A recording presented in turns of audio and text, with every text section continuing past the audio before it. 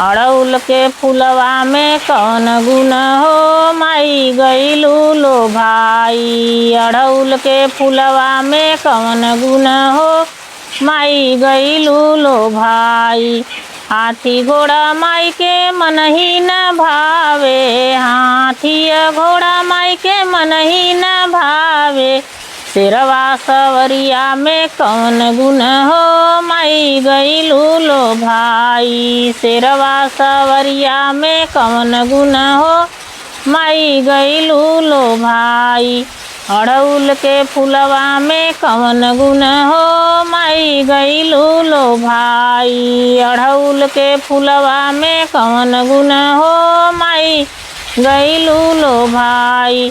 56 भोग माई के मन ही न भावे, 56 भोग माई के मन ही न भावे।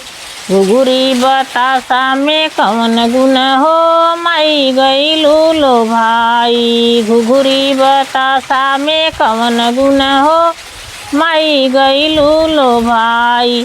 अड़उल के फुलवा में कौन गुण हो माई गइलू लो भाई। अड़उल के फुलवा में कौन गुण हो माई गइलू लो भाई।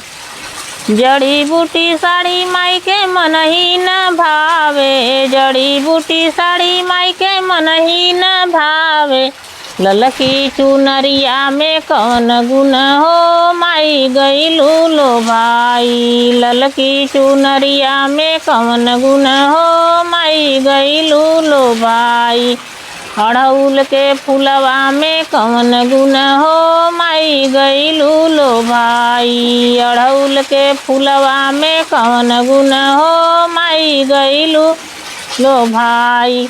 महला अटारी माई के मन ही न भावे, महला अटारी माई के मन ही न भावे।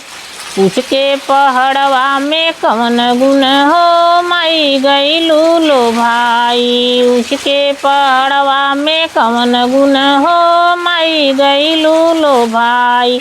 अड़उल के फुलवा में कौन गुण हो माई गइलू लो भाई। अड़उल के फुलवा में कौन गुण हो माई गइलू लो भाई।